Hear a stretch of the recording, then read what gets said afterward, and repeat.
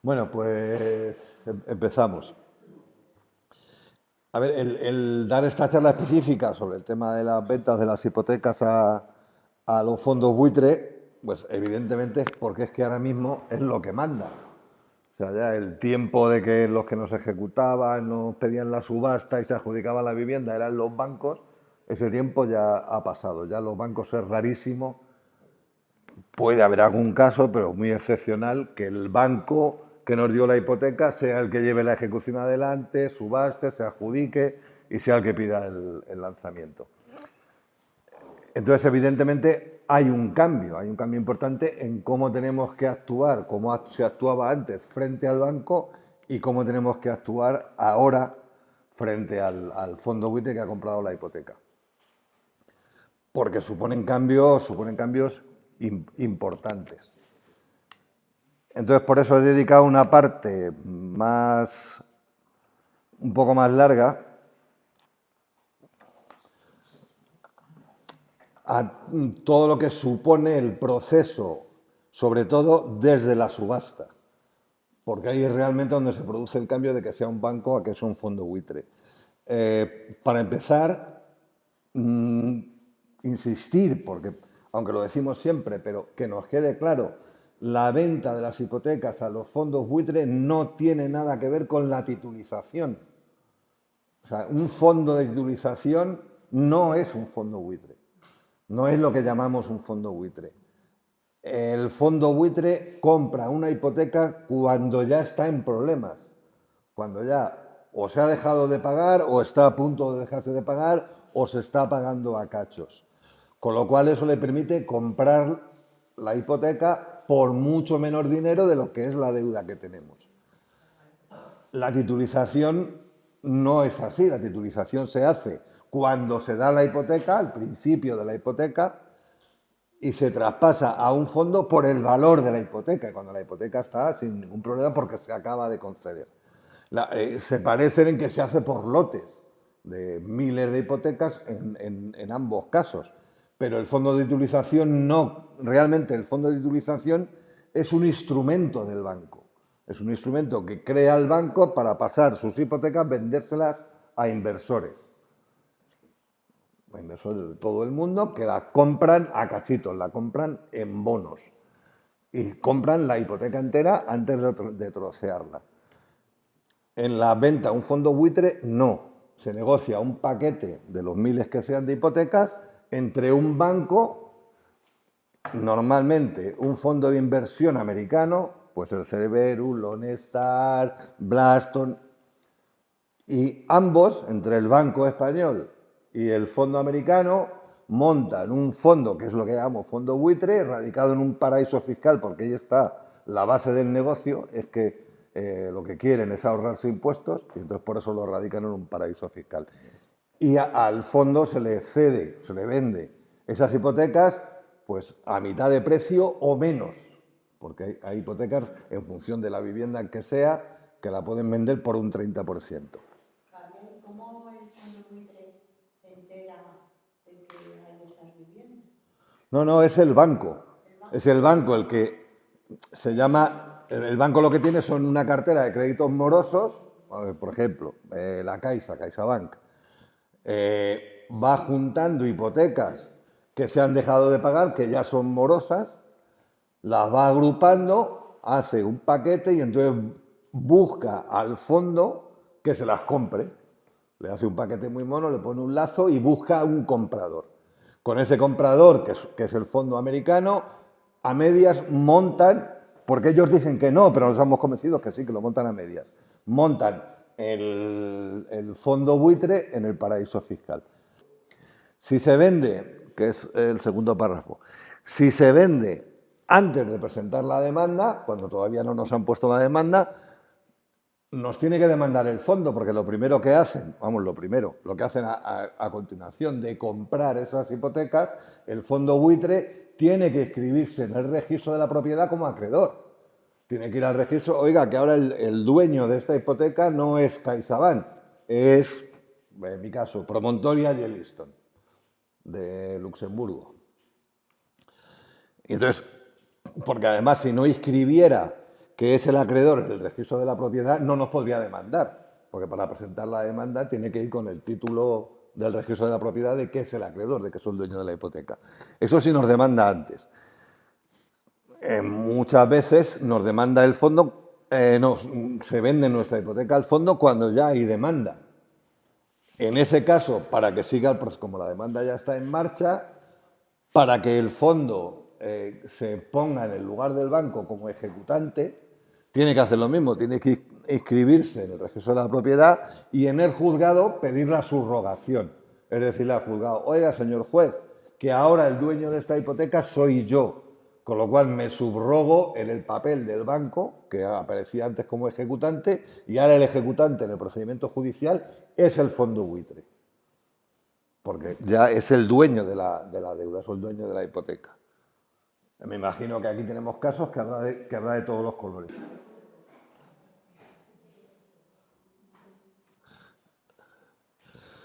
En cualquiera de los casos, se venda cuando se venda la hipoteca, se venda antes de presentar la demanda o después, en cualquiera de los casos, es muy importante que averigüemos el precio al que se ha vendido nuestra hipoteca.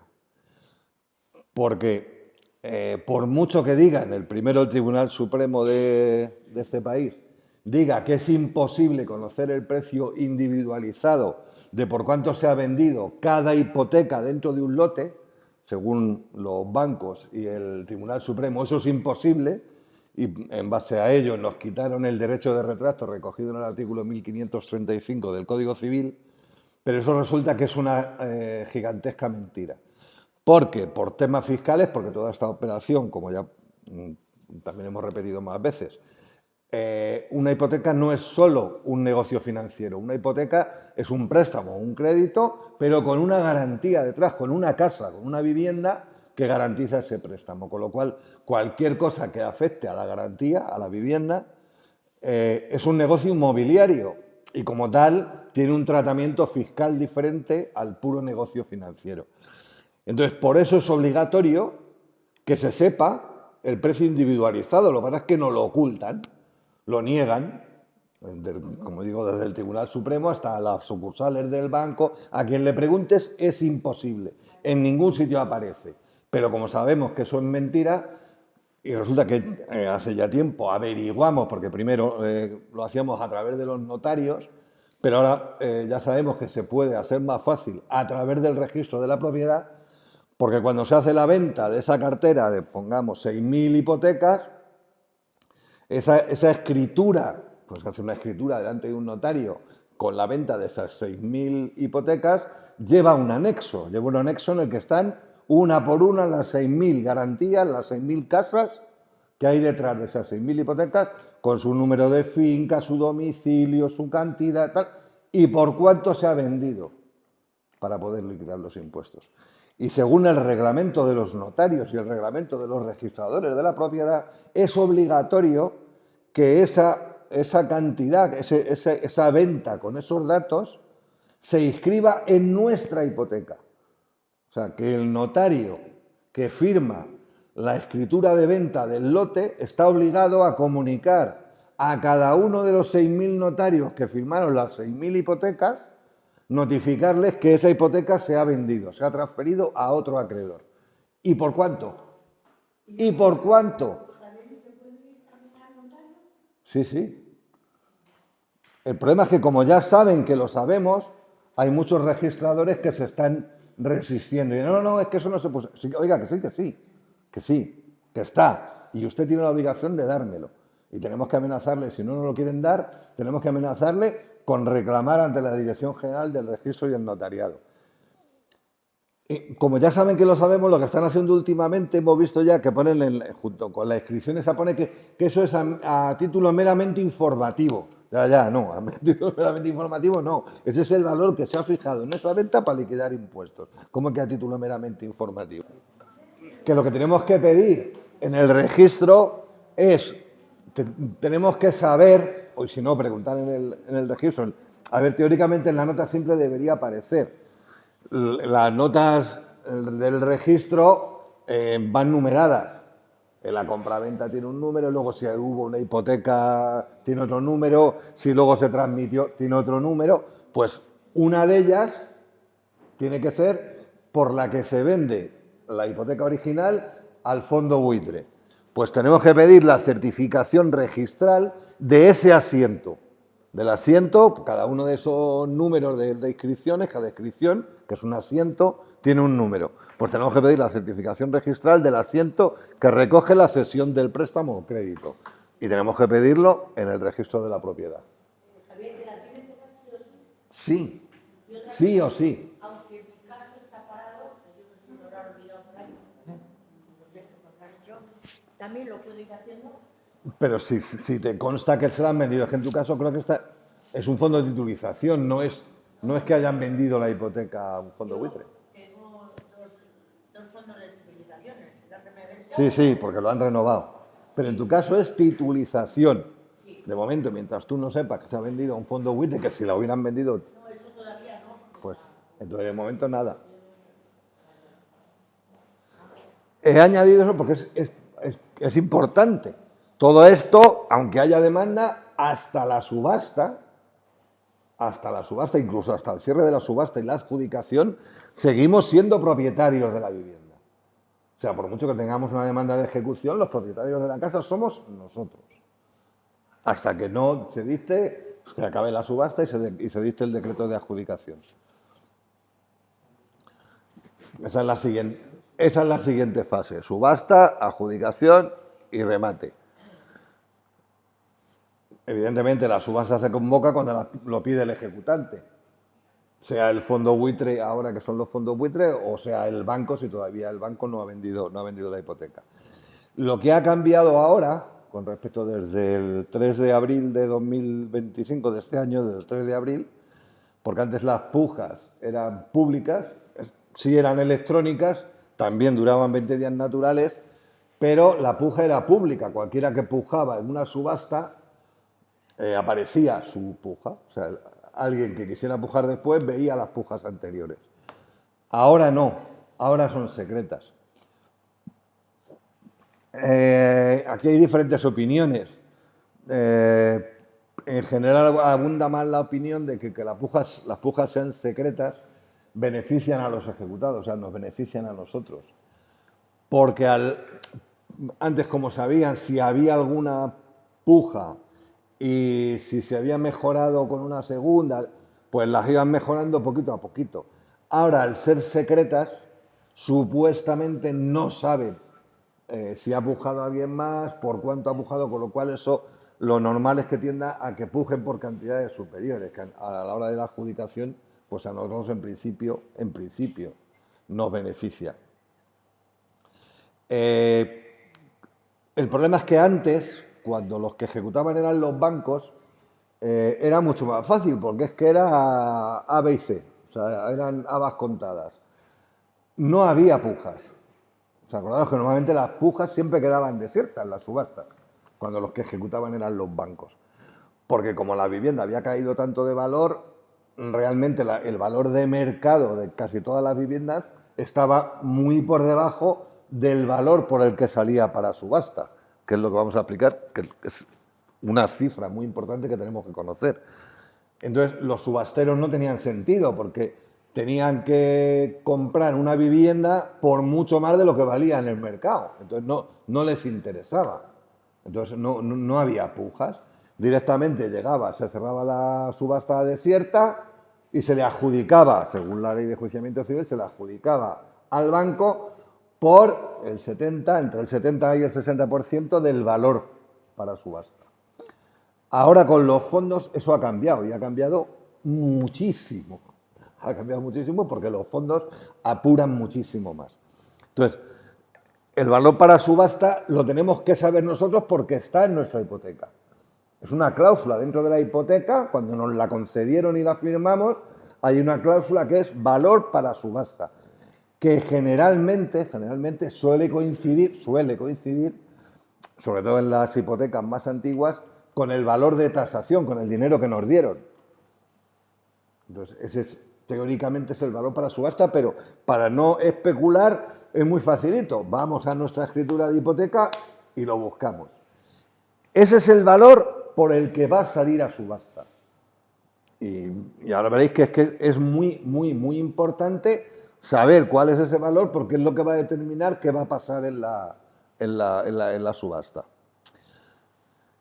Cuando se cierra la subasta, miran cuál ha sido la mejor puja y en relación con el porcentaje que suponga del valor para subasta, pasan diferentes cosas. Aquí yo me refiero siempre a vivienda habitual, que es lo habitual, porque los porcentajes, si no es vivienda habitual, cambian. Pero en caso de vivienda habitual, que es el problema de la mayor parte de nosotros, estas son las cifras. Si la mejor puja es superior al 70%, directamente se le adjudica al mejor postor. O sea, vamos a poner un ejemplo. El valor para subasta son 200.000. Pues si hay una puja que supere los 140.000 euros, se le adjudica... Buenos días. Si la mejor puja, la puja más alta, supera el 70%, directamente se le adjudica al mejor postor. Si es inferior al 70%, o sea, si la puja que ha habido más alta no llega al 70%, en este caso del valor de subasta 200.000, no llega a los 140.000, antes de decidir el juzgado, porque eso lo decide el juzgado, si se adjudica o no, nosotros, y solo nosotros como ejecutados, tenemos la posibilidad de presentar un tercero de mejora, se llama así en la ley, que mejore el precio de la puja, que mejore el precio, puede ser por €1, que mejore el precio de la mejor puja que haya habido, siempre y cuando lo que ofrezca el tercero ese de mejora no esté por debajo del 60% del valor de la subasta o en cualquier caso que no sea inferior a la cantidad que nos reclaman en la demanda.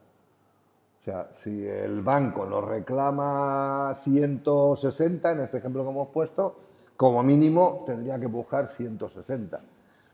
Todos estos datos son los que tenemos que manejar, ahora luego lo he puesto aparte, porque es que son los que nos van a determinar qué decisión tomar, qué opciones tenemos para tirar por un lado o tirar por otro. Y esto sí es importante porque hasta el 3 de abril de 2025, porque igual que las pujas secretas, esto lo modificó la misma ley, la Ley de Eficiencia de la Administración de Justicia, que entró en vigor el 3 de abril, si la vivienda es la vivienda habitual, como decimos, no se puede aprobar el remate por menos del 70% del valor de subasta, salvo que se haga por la cantidad que se le deba al ejecutante por todos los conceptos. O sea, si en el ejemplo que estábamos diciendo, pues el 70% de los 200.000 son 140.000. Se va a adjudicar por 140.000, salvo que la deuda que nos reclaman en la demanda sea de 130. Porque entonces se la van a adjudicar por los 130 porque no está por debajo del 60%. Puede parecer un poco farragoso, pero no lo es. Si se lee un par de veces, se entiende. Básicamente el objetivo de la ejecución hipotecaria es que el acreedor, el fondo buitre o el banco, recupere su deuda o la mayor parte de su deuda. Entonces, si con el 62% el acreedor recupera su deuda, pues se liquida por debajo del 70%. O sea, siempre va a estar entre el 70 o el 60. ¿Qué es lo que ha cambiado fundamentalmente en la ley esta de 3 de abril de 2025? Que ya no puede estar por debajo del 60. Antes sí. Antes podía haber una puja por el 40%, si era la única o era la mejor, estaba en manos del letrado de la Administración de Justicia. O sea, al final el que decidía era el letrado. Y tenemos casos, por ejemplo el vuestro, que la adjudicación la han hecho muy por debajo del 60%. El caso de Miguel Almansa, exactamente igual. La han adjudicado por muy por debajo del 60%. En ambos casos es antes del 3 de abril de 2025. Ahora eso no se podría hacer. Lo que decíamos antes de lo que ha cambiado de cuando ejecutaban los bancos a lo largo de todo el procedimiento, ahora, por la experiencia que tenemos, los fondos buitre no quieren adjudicarse la vivienda. No es su negocio. Su negocio es recuperar con beneficio, contra más beneficio o cuanto más beneficio mejor, la inversión que han hecho, que es comprar esas hipotecas. O sea, ellos aguantar con las viviendas a su nombre mucho tiempo en el mercado no les interesa. Generalmente los fondos, hay diferentes fondos que invierten a plazo más largo, otros a plazo más corto, pero en general su negocio es más o menos rápido. Estamos hablando de años, pero más o menos rápido. Con lo cual ellos lo que les interesa es, tienen una cartera de inversores, los propios gestores del fondo buitre aquí, porque los fondos buitre aquí siempre trabajan con gestoras, o sea, quien se va a dirigir a vosotros no va a ser el fondo buitre, va a ser una gestora que está aquí en España, que es la que representa al fondo. Y esas gestoras tienen alrededor un grupo de inversores que son los interesados en comprar esas viviendas como inversión, por el puro negocio de la especulación, evidentemente. Es gente que igual, pero esa gente ya sí va a especular con la vivienda. Esos ya no van a especular con la deuda. Esos van a comprar una vivienda barata, los anuncios del Idealista, que los habréis visto, casa ocupada ilegalmente. Esas casas ocupadas ilegalmente son las nuestras. O sea, todas esas 20.000 que aparecen en el Idealista son nuestras casas. Y entonces ahí es cuando intervienen todos los inversores que hay alrededor de las gestoras de los fondos. En el caso tuyo que preguntabas, en tu caso no es un fondo buitre, es Building Center, que es una inmobiliaria de CaixaBank, pero que trabaja igual. Alrededor tiene un montón de inversores, que lo que quiere Building Center es venderle las casas a esos inversores, que son los que no, Building Center, Servihabitat, que son gestoras o inversores a los que ellos están intentando venderles nuestras casas, son los que nos van a presionar. Entonces, la propiedad de la vivienda, ¿cuándo la perdemos? Pues se pierde con la adjudicación tras la subasta. Pero importante, esto no lo tenemos que grabar a fuego. Con la adjudicación perdemos la propiedad. Ya no somos propietarios de la casa, pero somos los legítimos poseedores. Tenemos la posesión. Eso no lo decimos nosotros, lo dicen los jueces. Está establecido taxativamente, por activa y por pasiva, que la posesión solo se pierde con el lanzamiento. Lo cual, eso precisamente, esa legítima posesión, es la que hace que sea un delito el que nos acusen de ocupas. Porque la ocupación, aunque no existe como tal el delito de ocupación, pero el calificarla como ocupa ilegal, nos están acusando de delincuentes cuando no lo somos. Cuando aquí, si en todo esto hay algún delincuente, no somos precisamente nosotros, son ellos. Entonces eso tenemos que tenerlo muy claro. Somos los legítimos poseedores de la vivienda, no los propietarios, pero sí tenemos la posesión hasta que un juez nos ponga en la calle. No, pero no nos han quitado todo. Por lo menos nos dejan la deuda. Sí, porque son muy generosos. Por eso Entonces, todavía no tenemos que salir de la propiedad para nada. no. Sí, a comprar el pan, sí. Pero cuidado que no se nos ocupa. En todo esto, porque realmente el que todo esto haya cambiado y ahora sean fondos buitre, porque a los bancos les venden las hipotecas, y generalmente sean los fondos buitre los que llevan adelante los procedimientos, abre diferentes posibilidades, unas para peor, pero otras para mejor. Evidentemente, para mejor es la posibilidad de negociar. O sea, si podemos, es importante, lo he puesto al final, pero es importante. Si podemos negociar antes de la subasta, mejor. Porque antes de la subasta seguimos teniendo la propiedad. En función de las cifras que ahora veremos que tenemos que manejar, a lo mejor llega el caso que nos puede interesar vender. Para vender tenemos que ser propietarios. Luego, cuando perdemos la propiedad tras la subasta y la adjudicación, seguimos teniendo opción de negociar, pero ya no tenemos la opción de la venta. Entonces, yo por lo menos, y siempre lo he dicho así, yo soy partidario de buscar la negociación. Cuando tenemos claro que nuestra hipoteca se ha vendido, si tanto hay demanda como no hay demanda, buscar la negociación. ¿Por qué? Porque los fondos han comprado a bajo precio. Entonces tenemos que aprovechar esa circunstancia. Si nosotros sabemos que nuestra hipoteca que valía, por poner un ejemplo, 200.000 era la deuda que teníamos con el banco, se la han vendido a un fondo buitre por 100.000, pues yo tengo que negociar partiendo de la base de que el fondo, por mi deuda, ha pagado 100. Con lo cual, a lo mejor podemos buscar un punto de encuentro para que me hagan una quita, en la que hacer una quita es que nos rebajen la deuda.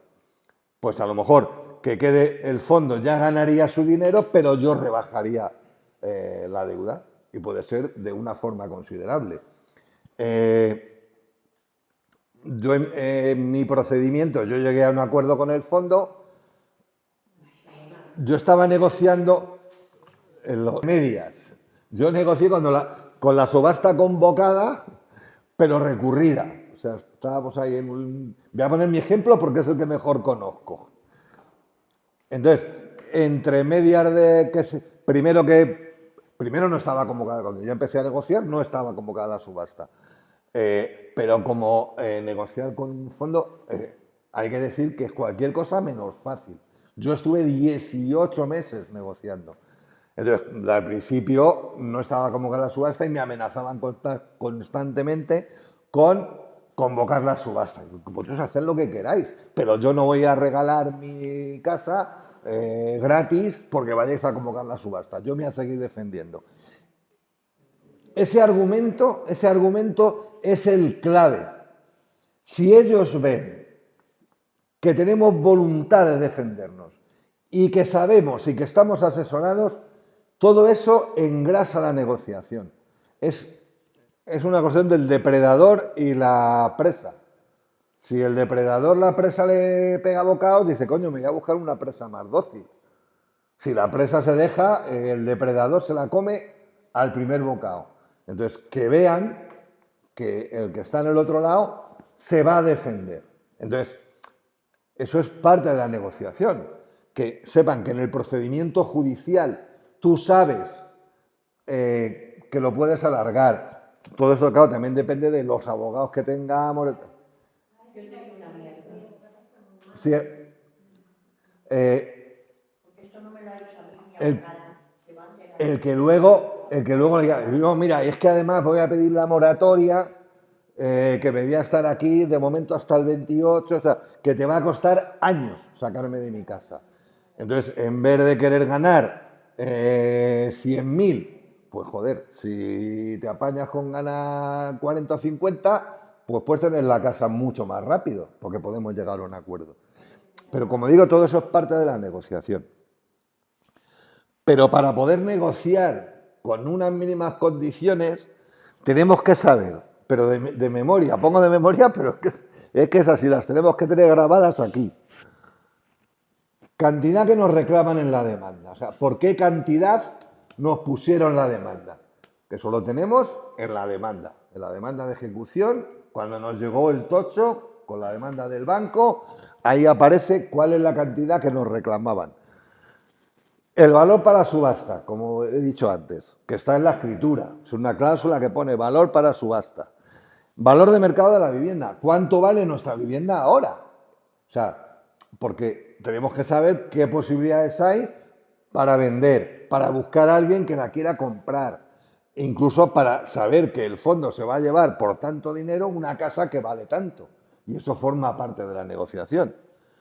cuánto pagó el fondo por la deuda, que lo hemos averiguado en el registro, y si dentro de la ecuación entra la posibilidad de venderla a nosotros directamente, porque todavía no se ha adjudicado a nadie, y es nuestra, y esto es muy importante, ¿cuántos impuestos tenemos que pagar por la venta?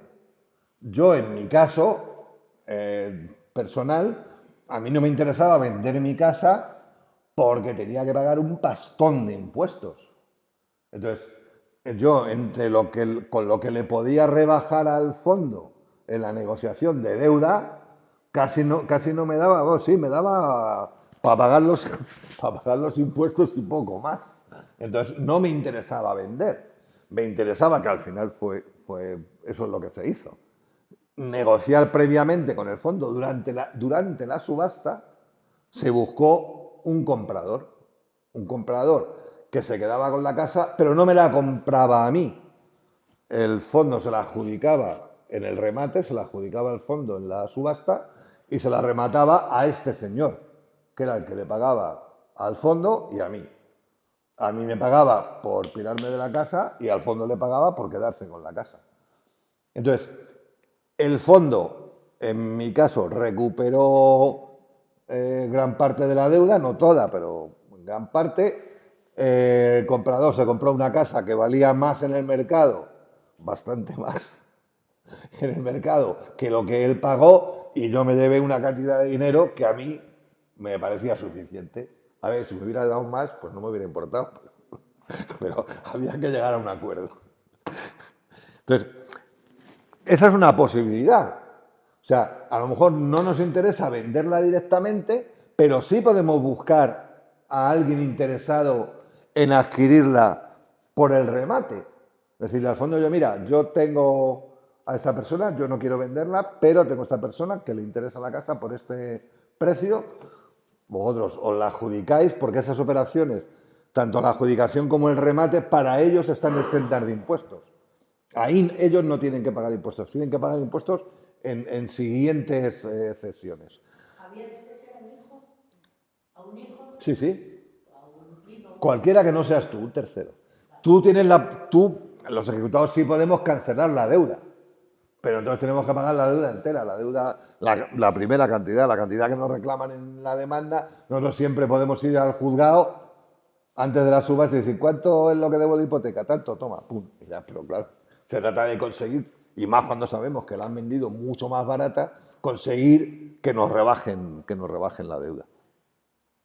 Hay casos, el problema de todo esto es que, y esto es hacer una llamada a la responsabilidad de cada uno, porque realmente el problema lo tenemos cada uno. O sea, en la plataforma como colectivo, pues eso nos podemos ayudar en cosas muy concretas y sabemos que podemos ser entre todos de mucha ayuda. Pero cuando llegan estas circunstancias, se requiere, y mucho más que antes, se requiere que haya proactividad por parte del ejecutado. O sea, que el ejecutado tiene que tomar la iniciativa para todo esto. Pues antes más o menos lo teníamos más o menos cantado. Era defenderte como podías en el procedimiento, la subasta, la adjudicación, si te correspondía pedir la moratoria y esperar que las cosas pasaran. Era más o menos preocuparte por lo que pasaba en el procedimiento judicial y esperar. Ahora no, ahora ha cambiado radicalmente. Y si tenemos la posibilidad de llegar a acuerdos, vamos a utilizarla, porque es que las otras opciones, sé que me repito, pero es que hay que repetirlo. Si todo va mal, al final lo que nos queda es la moratoria. Y la moratoria, primero, es temporal, de momento es hasta mayo de 2028, y como sabéis, no tenemos ninguna garantía de que siempre hay que pelear porque se prorrogue, y cada vez les cuesta más prorrogarlo, pues confiar todo a que la moratoria se va a prorrogar eternamente, creo que es un error. Y luego que hay mucha gente, hay muchas familias que no cumplen los requisitos para la moratoria, que es así de desgraciado. Sabéis que llevamos años intentando que se amplíen, que se modifique la ley 1/2013, que se modifique para que amplíe también y cubra a los colectivos a los que ahora mismo no cubre, cuando son tan vulnerables como a los que están dentro. Hay muchísimos casos de familias que, aunque no cumplen los requisitos, pero son igual de vulnerables que las que los cumplen. Entonces, todo eso nosotros queremos cambiarlo, pero no depende de nosotros, no está en nuestra mano que esa ley se modifique y se modifique como nosotros queremos. Entonces, todo eso tenemos que tenerlo en cuenta. Lo de buscar nosotros al interesado para la adjudicación o el remate es una posibilidad.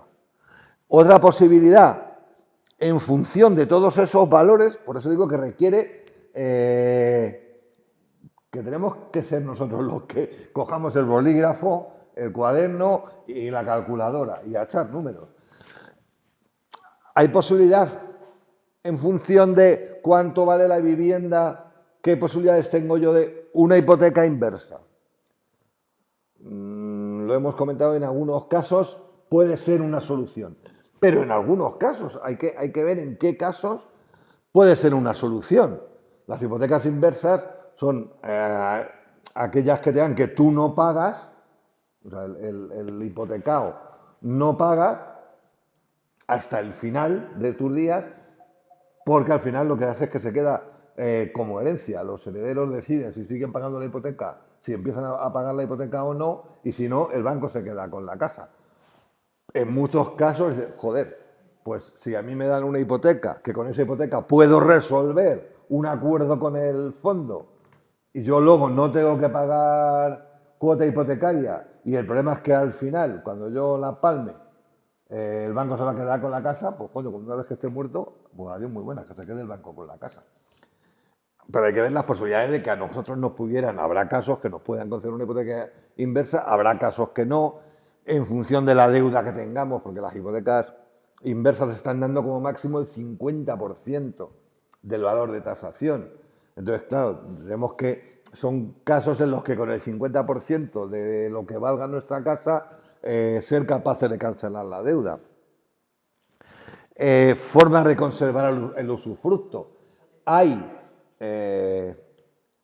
inversiones y hay grupos de inversión que son especialistas en esto, que nos pueden comprar, en función del valor de la casa, si les interesa la casa, compran la nuda propiedad, se llama nuda propiedad porque no incluye el usufructo. Nosotros conservaríamos el usufructo. El usufructo es el derecho a usar la casa de forma vitalicia mientras vivamos. La podemos usar, la podemos alquilar, o sea, tenemos el uso y disfrute. No tenemos la propiedad, ya no la podemos vender. Y directamente tenemos el usufructo vitalicio que se extingue con nuestra vida. Morimos y automáticamente el que compró la nuda propiedad también se queda con el usufructo, ya puede disponer de la vivienda. Evidentemente no te pagan, eso se valora. Pues el usufructo dentro de una casa, en función de qué casa sea, tiene un valor, un porcentaje de lo que vale realmente la casa en el mercado si se vendiera completa, con uso y todo.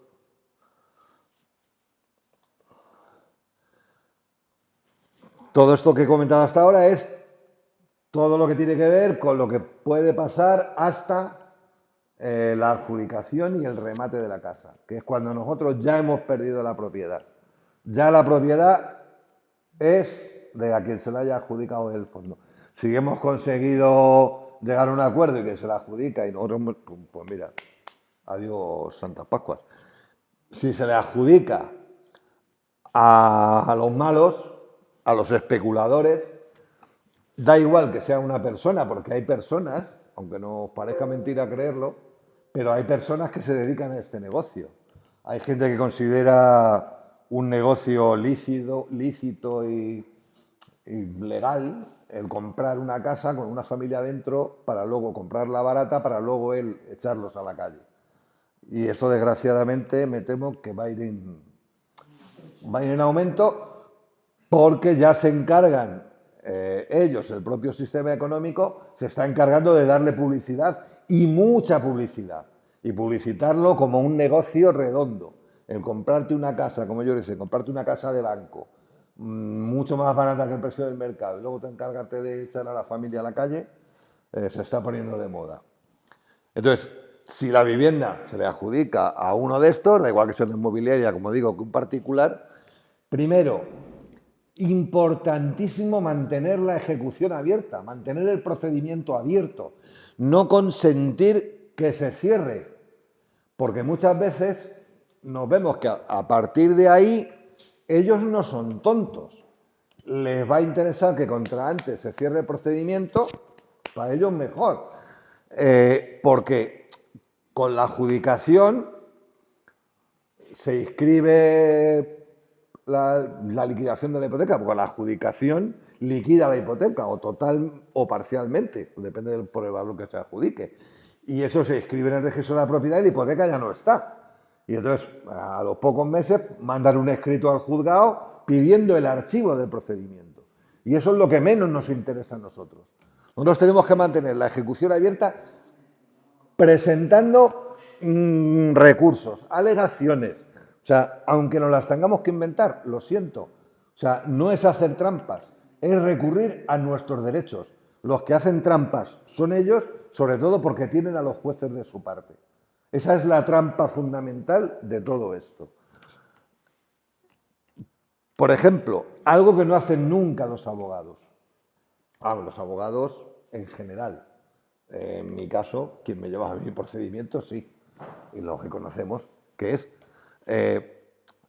normalmente cuando se adjudica la vivienda, en función del valor de subasta y todo eso, pero hay algo que viene posteriormente, que es la liquidación de intereses y la tasación de costas. Porque la cantidad que nos reclaman en la demanda es el capital y los intereses que debíamos cuando nos pusieron la demanda. O sea, yo, por ejemplo, en mi caso, a mí cuando el banco me pone la demanda en 2015, a primero de 2015, me reclama en la demanda el dinero que yo le debía, que era mentira, pero bueno, en enero de 2015. Cuando se adjudica la vivienda, han pasado casi 10 años, y claro, hay que liquidar los intereses ordinarios, no los de demora, porque esos se tienen que declarar siempre como abusivos, pero me tienen que liquidar los intereses ordinarios desde el momento de la demanda hasta que se adjudique la casa y se cancele la hipoteca, y la tasación de costas, las costas judiciales, que son lo que cobre el abogado y el procurador del banco, y las tasas judiciales. Si la vivienda es habitual, las tasas que puede cobrar el banco están limitadas. No pueden cobrar más del 5%, ¿no?, del valor de demanda. O sea, no pueden subirse de ahí. Pero eso lo tienen que reclamar después. Recurrir la tasación de costas no tiene mucho sentido porque, como digo, si es vivienda habitual está limitado por ley, no puede ser más del 5%, pero los intereses hay que impugnarlos siempre, la liquidación de intereses. Porque nosotros nos tenemos que fiar de la liquidación de intereses que hace el banco. Los notarios, que es por lo que decimos que los notarios eran cómplices de toda esta estafa, es porque ¿qué notario comprobaba la liquidación del saldo del banco? Ninguno. Lo que le decía el banco le valía. O sea, hemos comprobado luego, se ha comprobado incluso judicialmente que la liquidación de saldo del banco estaba mal y el notario se la había tragado porque el notario decía, yo lo que me diga el banco. Pues en este caso igual, la liquidación de intereses hay que impugnarla. Porque además la impugnación de la liquidación de intereses la tiene que resolver el magistrado o magistrada, la tiene que resolver por auto, con lo cual ese auto es apelable a la audiencia provincial. Es mucho más tiempo de proceso y tenemos el derecho. Incluso, seguramente, en ese momento podamos pedir que se designe un perito judicial, si tenemos justicia gratuita, que se designe un perito judicial para que, un perito judicial tendría que ser un actuario matemático o experto financiero, que de verdad dictamine si esa liquidación de intereses es correcta o no. Aun cuando se adjudique a un especulador, explorar si todavía es posible la negociación.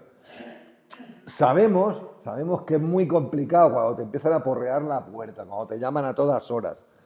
La tendencia, porque lo he vivido, es decir, anda, joder, que le den por saco, yo me escondo me meto en el último cuarto, bajo la persiana y... No. O sea, tenemos que buscar la forma de averiguar quién es, quién se ha quedado con la casa, qué intereses tiene y ver si hay alguna posibilidad, por lo mismo, porque él se la ha quedado muy barata. Entonces, si hay alguna posibilidad de que todavía pueda haber un acuerdo a través de una negociación. Y luego, en su momento, no antes lo subrayo porque no tenemos que caer en el error de pedir la moratoria en cuanto se adjudica la vivienda. La moratoria se puede pedir hasta el día antes del lanzamiento. De hecho, cuando nos notifican por primera vez, incluso no ya el lanzamiento, sino una cosa que hay previa al lanzamiento, que es la diligencia de posesión, ahí ya nos tienen que comunicar que tenemos derecho a pedir la moratoria. Entonces, la moratoria en su momento, no antes. Si queremos, pues, ir mirando si cumplimos los requisitos.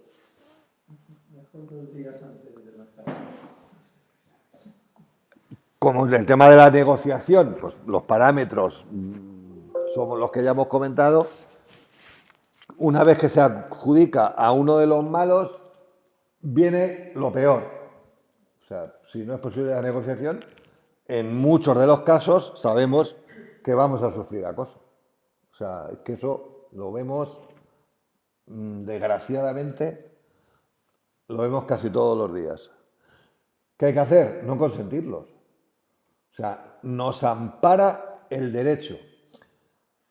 Sé que es muy fácil decirlo, porque luego nos enfrentamos cuando decimos que no hay que consentir ninguna ni amenaza, ni acoso de ningún tipo, ni verbal, ni físico, denunciarlo en comisaría.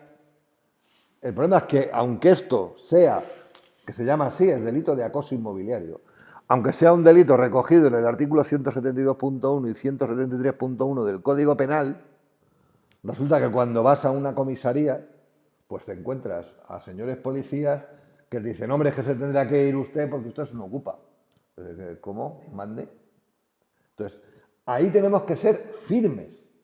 Tenemos que ser firmes, sin perder la educación, porque estás en una comisaría y pues acabar en el calabozo, pero manteniendo las formas, dejarle muy claro al señor guardia o señora guardia que te atiende que su función es recoger tu denuncia, que ella ni es juez ni él es magistrado, que son policías y que su obligación es evitar la comisión de un delito.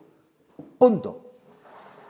O sea, ellos no son quien para juzgar. Su ideología, porque todo esto es lo que hay detrás, y desgraciadamente hay una parte importante de las fuerzas y cuerpos de seguridad del Estado que tienen simpatías ideológicas por este tipo de empresas de desocupación, pues hay que decirles que su ideología se la metan donde les quepa. No decírselo así cuando vayáis a denunciar.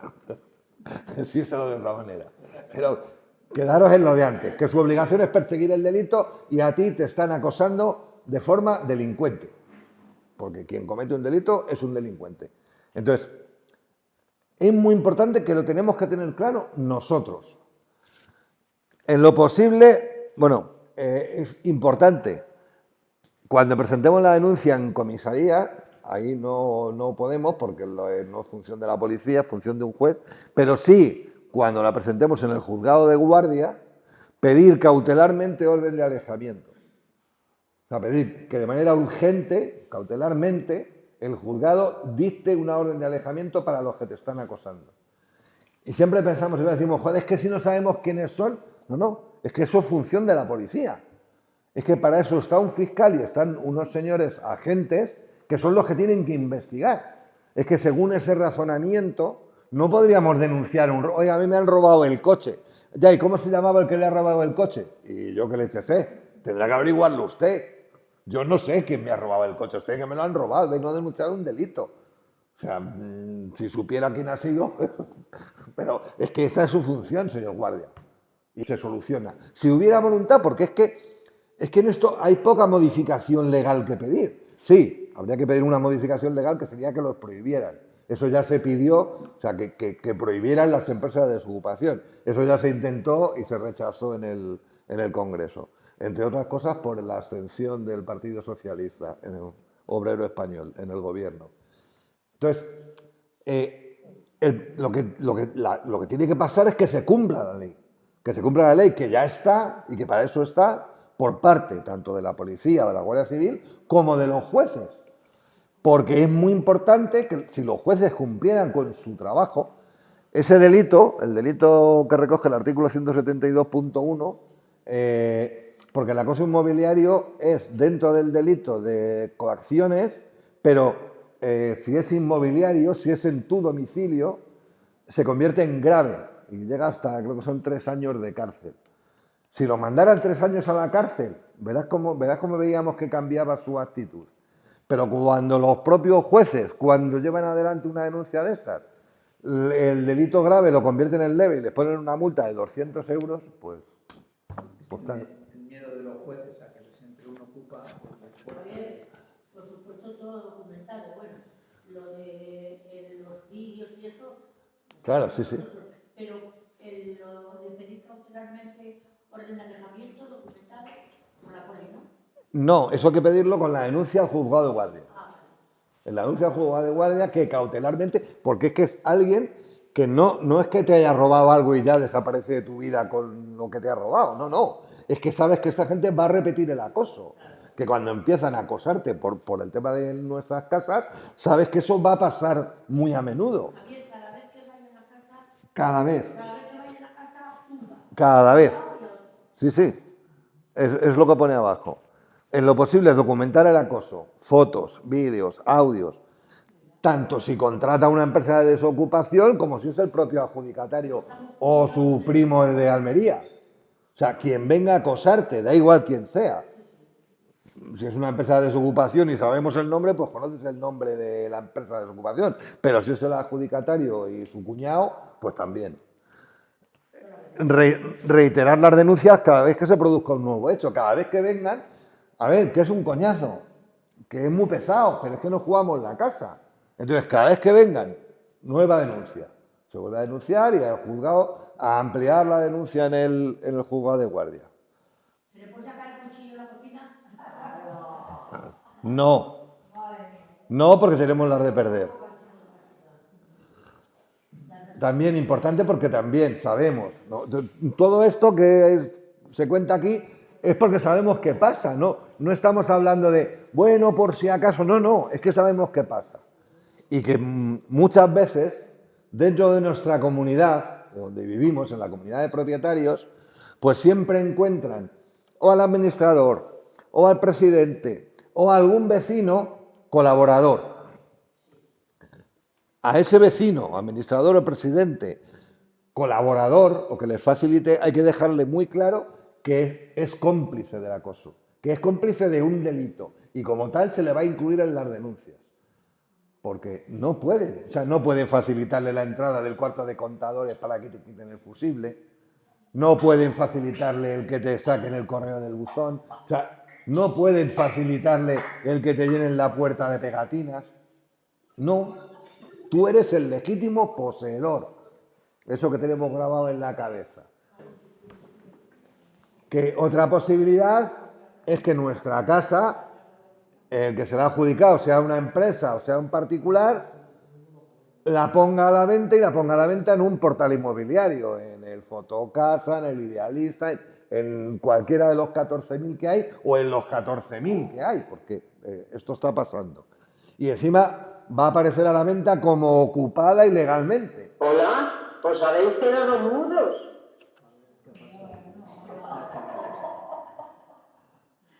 Alguien está jugando con los micrófonos, ¿por qué no se A ver, ¿se escucha ahora bien? ¿Victoria? Sí, ahora sí se oye.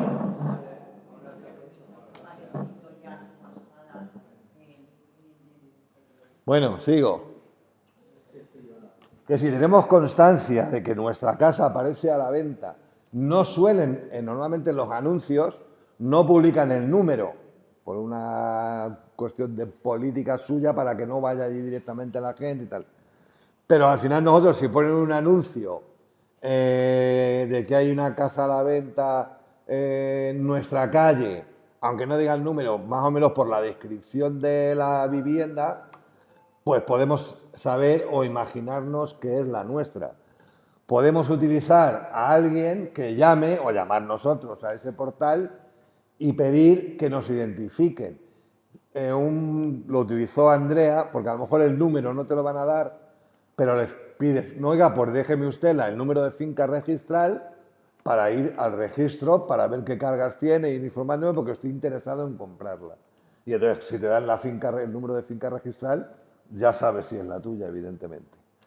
Pues una vez que tengamos constancia de que es la nuestra, igual, pedirles, hay portales que tienen en el propio anuncio, tienen pedir la retirada del anuncio y tal. Entonces, hay un formulario que les digas por qué tienen que retirar el anuncio, pues le decimos porque están mintiendo y les vamos a poner, como no retiran el anuncio, una demanda por llamarlos delincuentes, o sea, por estar facilitando un negocio, una estafa, porque están vendiendo una casa como ocupada ilegalmente cuando es mentira, y además nos están acusando de delincuentes, con lo cual es una intromisión a nuestro honor y un delito de difamación. Eso lo ha hecho Andrea y en su caso ha funcionado. Han retirado los anuncios. El problema es que puede ser que lo publiquen en otros. Lo han publicado primero en 2 o 3, lo retiran, consigues que lo retiren de esos 2 o 3 y luego lo vuelven a publicar en otros. Pero bueno, hay que estar pendientes. Y importante, ¿quién está interesado en vender la casa? ¿Quién tiene interés en publicar que esa casa está en venta? Evidentemente, el que se la ha quedado. Sea una inmobiliaria, sea un particular, quien está poniendo esos anuncios de venta es el adjudicatario. Pues denuncia al canto, al juzgado de guardia. Al juzgado de guardia que alguien... Y lo mismo, la denuncia, nosotros a lo mejor no tenemos pruebas efectivas de que es el adjudicatario que ha puesto los anuncios, pero es que es blanco y en botella. Entonces la denuncia es que denunciamos para que investiguen quién ha puesto un anuncio vendiendo la casa en la que nosotros vivimos con un título legítimo de posesión, que es que estamos todavía en la casa porque no nos ha echado un juez. Pero eso, si queremos conseguir resultados, hay que hacerlo. Nos obliga a salir de la comodidad, pero es que no tenemos. Si queremos conservar la casa, no tenemos otra. Bastante es tener que aguantar toda esa presión y ese acoso, manteniendo la salud, para que nos rindamos gratis, por lo menos pelear. Sí. La moratoria, o sea, mejor título que el estar acogido a la moratoria, que te otorga la posesión de la vivienda, que la propia moratoria, no hay. O sea, es que ese precisamente es el título que te habilita a vivir en la casa. No. De hecho, es lo que pongo abajo, en grande y en rojo. Nadie que no sea el juzgado puede sacarnos de nuestra casa. Nadie. Ni la empresa de desocupación, ni el cuñado del adjudicatario. No. A nosotros solo nos puede sacar de nuestra casa una orden de lanzamiento del juzgado.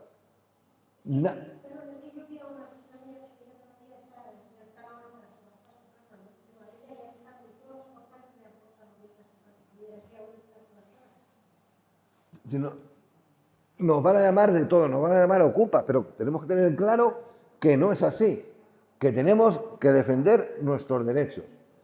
Puede pasar, porque también lo hemos conocido, que llegue un momento en que nos rindamos porque no soportemos la presión, porque nos esté comiendo la salud, por lo que sea. Pues evidentemente, cuando llega esa circunstancia, pues a ver qué remedio. Pero si podemos evitarlo, que no ganen los malos. Que cuestionó por qué el Euribor pasaba del menos 0,5 al 4 y pico. ¿Quién lo cuestionó en este país? ¿Para Madrid? Asociación 500 por 20 de Barcelona para Girona y La Paz del Vallès. Se acabó. Nadie más. Cuando... No, perdón. Juan Moreno Yagüe. Joder, que me dejo al principal que llevaba peleando contra el Euribor desde hace un montón de años y que le tuvimos aquí de invitado, el abogado sevillano Juan Moreno Yagüe, que le tuvimos aquí de invitado en una de las charlas. La gente cuando ve los telediarios o lee los periódicos y ve que los bancos han batido récord de beneficios y que han ganado 30 y tantos mil millones, ¿de dónde se cree la gente? ¿De dónde se cree el ciudadano que sale ese dinero? Sino de su bolsillo. Que todos esos miles de millones que ha ganado el banco se lo ha sacado del bolsillo a los ciudadanos. ¿Qué se creen? ¿Que ha llovido del cielo? Cuando nosotros denunciamos la trampa del Euribor, porque ahora a lo mejor no viene a cuento, pero sí, porque es que es parte de lo mismo, que el Euribor es un índice ilegal. Ilegal. Por mucho que aparezca en el BOE, es un índice manipulado. Y tenemos todas las pruebas. Y todas las pruebas están en manos de la justicia. Pero claro, como ya dijimos en su día, ¿quién se atreve a poner ese cascabel al gato? Nadie. ¿Qué pasó? Con algo tan gordo como eso, cuando la gente estaba preocupadísima porque le subía tanto la hipoteca que no iba a poder acabar de pagarla, hicimos una concentración delante de la puerta del Congreso y había más periodistas que manifestantes. Pero vamos, o sea, contado, contado. O sea, yo creo recordar que hubo un momento, cuando yo llegué, que no era ni la hora, a mi alrededor tenía 5 o 6 cámaras de televisión y otros tantos micrófonos de cadenas de radio. ¿Qué pasó? Cuando a mí me había hecho la 1, para el telediario de la 1, me habían hecho una entrevista de media hora y a las 2 y pico recibí un mensaje, esto es tal cual lo cuento, recibí un mensaje por WhatsApp de la periodista que me había hecho la entrevista, que dado que había ido tan poca gente a la concentración delante de puerta del Congreso, que teníamos que entender que no iban a dar la noticia. Porque para ver a 10 monos ahí en la puerta del Congreso, pues la verdad es que... Esto viene a cuento porque sabemos, se ha estado comentando, se ha estado debatiendo en el grupo de WhatsApp estos días. ¿Qué hacer? Si es que el problema es eso, es concienciarnos de que esto no lo va a solucionar nadie. Nadie. Hemos hecho concentraciones con pancartas, dando voces, sin dar voces, en los juzgados, en el Congreso. Hemos recabado firmas para pedir la inembargabilidad de la vivienda habitual. O sea, hemos llevado iniciativas al Congreso, unas cuantas, al Defensor del Pueblo. O sea, que si todo esto pasa, que no es por falta de actividad, que no es por falta de voluntad. Evidentemente, si fuéramos muchos más, mucho mejor. Si participáramos todos más, mucho mejor. Si se implicara mucho más gente en las tareas cotidianas, claro, pues si en vez de uno encargarse de las pancartas y de el no sé qué y del ordenador y tal, pues hubiera 3, pues todo esto ayudaría, pero bueno. Pero es la realidad que tenemos. Lo que no, lo digo porque desgasta mucho. Yo sé que tú, Celia, tú llevas poco tiempo. Que tenemos que ser inteligentes porque con las fuerzas que tenemos, volcarnos en acciones cotidianas, concentraciones, al final quema mucho porque la gente que va habitualmente, que además solemos ser siempre los mismos, se acaba cansando. Sí. Pues es que desgraciadamente esa es la realidad. Luego, los medios no ayudan, lo sabéis. O sea, es que los medios, cuando hablan, sí, se habla mucho de la vivienda, mucho. Pero de todo lo que hay detrás de esto, no habla nadie. Todo esto del idealista, es que encima, esas 20.000 casas que Idealista anuncia como ocupadas ilegalmente, que insisto, son las nuestras, lo recogió toda la prensa, a ellos sí. O sea, fue cabecera de los telediarios, de los titulares de los periódicos, de los telediarios de las cadenas de radio. Según no, los titulares coincidían todos. Más de 20.000 casas ocupadas se ponen a la venta. Claro, ¿qué da a entender ese titular? Da a entender que es que hay miles de casas de las señoras Maripuris o Guadalupes que han bajado a comprar el pan y cuando han vuelto resulta que le habían ocupado la casa y no ha tenido más remedio que ponerla a la venta porque claro, tenía uno ocupa dentro. O sea, y resulta que de ese titular, cuando veías la noticia, es que según un estudio del portal Idealista, hay 20.000 casas en su portal que aparecen como ocupadas ilegalmente, como si su portal no lo hicieran ellos. O sea, Idealista hace un estudio sobre su propio portal, como si ellos no fueran parte, como si fueran un tercero ajeno a su portal. El estudio que hizo, que por cierto, una mierda de estudio, porque lo que hicieron fue en su propio buscador, que son ellos, en su propio buscador, pusieron ¿cuántas casas aparecen como ocupadas? 20.000. Ese es el estudio que hicieron. Pues venga a publicarlo.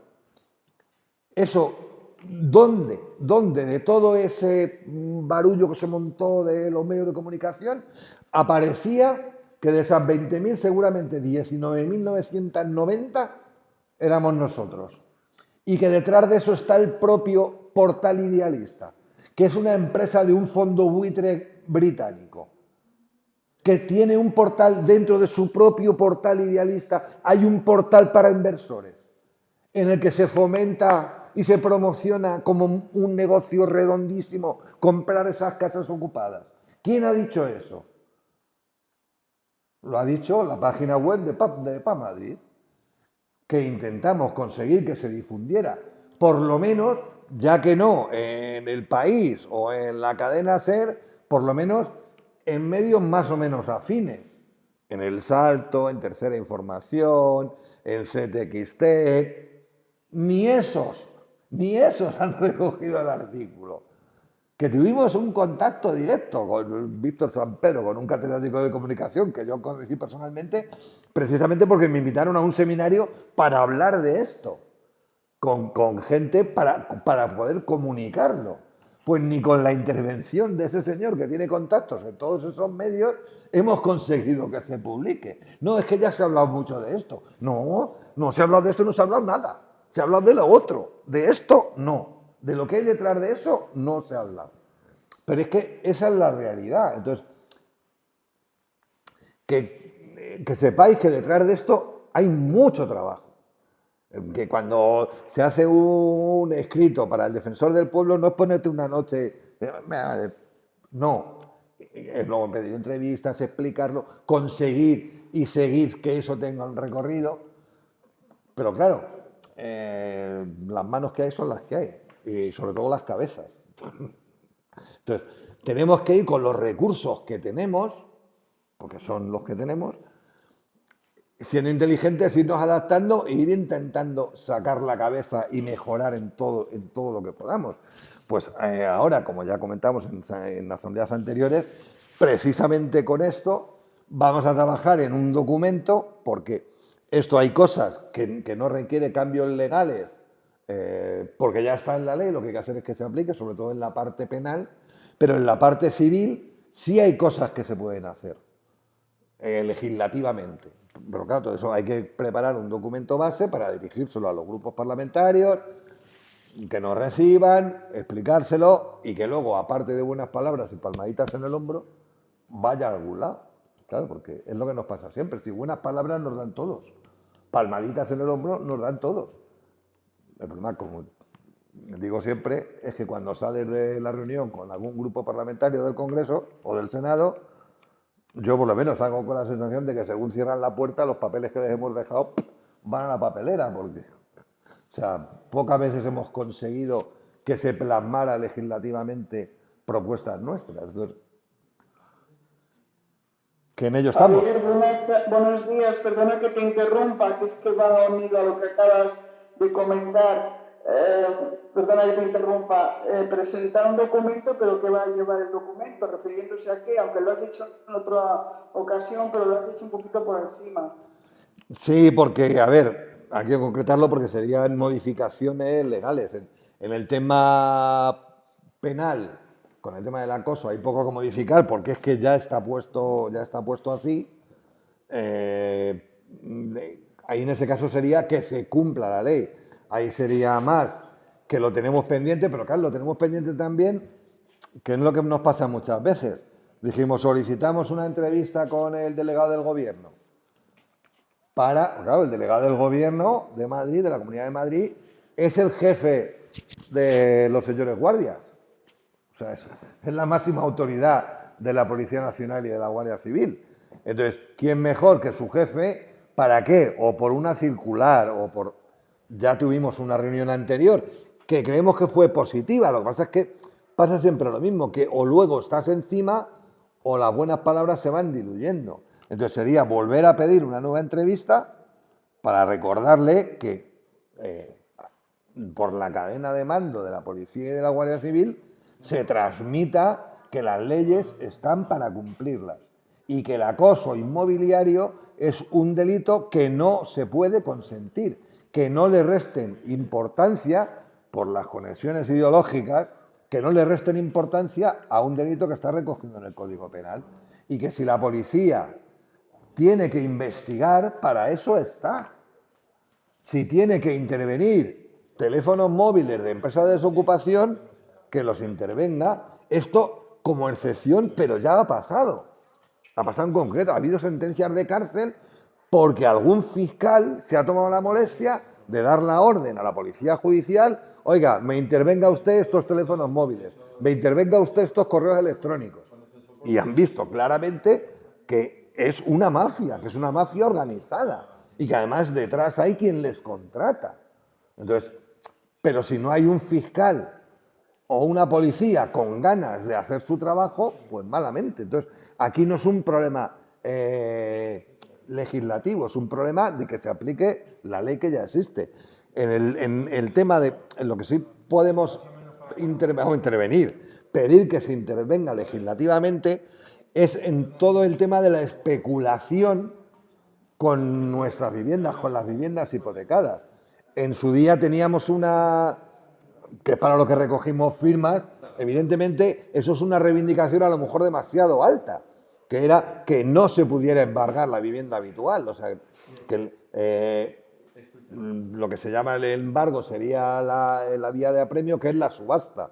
Si es la vivienda habitual, pues oiga, pues no, tiene usted que negociar con el ejecutado o bien la posibilidad, como siempre hemos pedido, de adaptar la deuda a la capacidad de pago de la familia. Si no hay ninguna posibilidad de poder rehabilitar el crédito y seguir pagando aunque sea cantidades más pequeñas, si no hay posibilidad ninguna, pues explorar la vía de contratos de alquiler sociales, pero vitalicios. Porque ¿de qué nos vale a un alquiler que le llaman social, pero te lo dan para 3 años o para 5? Si luego o cambia mucho la economía de la familia, porque si estás en esas circunstancias es que tu economía no es muy bollante. Y si no mejora en esos 5 años, al final vas a ir a la puñetera calle. Entonces, que se legisle. Y todo eso, evidentemente, lleva el trabajo de cuando nosotros lo presentemos, que sea argumentable y defendible, porque el procedimiento normal es que se manda por escrito a todos los grupos parlamentarios y a la Junta de Portavoces, y luego se piden entrevistas con ellos. El problema es que luego algunos te reciben, otros no, y los que te reciben, pues ya digo. Pero que todo ese trabajo, pues es el día a día de la plataforma. O sea que, en concreto, por lo que preguntabas, Carmen, hay mucho margen legislativo para evitar o para ponerle freno, por lo menos a los aspectos más negativos, de todo el tráfico inmobiliario que conlleva la ejecución hipotecaria desde el momento de la subasta, la adjudicación, el remate. Es que incluso llegará al punto de que se prohíba ceder el remate de una vivienda en ejecución hipotecaria hasta que no finalice el procedimiento. Porque no sería la primera vez, ni la segunda ni la tercera, que se ha conseguido que se archive el procedimiento, que hemos ganado, o sea, que hemos ganado en la ejecución hipotecaria, pero por norma general los jueces se limitan a sobreseer y dictar el archivo del procedimiento, o sea, hemos ganado nosotros, pero dice, bueno, ¿y no hay que hacer nada más? Señor juez, ¿no tiene usted que anular todo lo que ha pasado en el procedimiento desde que me pusieron la demanda? O sea, es un ejemplo que puede parecer muy tonto, pero no tiene nada de tonto, es exactamente lo mismo. Imaginaros que a mí me llega la policía a casa y me detiene porque alguien dice que yo he robado a mi vecino y me llevan a la cárcel. Y llega el juez, después de la investigación, y a los 90 días el juez dice, anda, coño, si es inocente, si nos hemos equivocado, si ese señor no era, y va y ordena el archivo de la denuncia, dice que yo soy inocente, pero se le olvida sacarme de la cárcel. O sea, resulta que soy inocente, que he ganado, pero estoy en la cárcel, porque al juez se le ha olvidado dictar el que me escarcele. Pues es que esto es lo mismo. O sea, he ganado el juicio, pero no se anula todo lo que ha pasado. Oiga, señor juez, que es que una de las cosas que ha pasado es que me han quitado la casa. No sé si se ha dado usted cuenta. Que es que yo he ganado el juicio, pero la casa está en el registro de la propiedad a nombre del que me ha demandado. ¿No hay algo raro aquí? Entonces, antes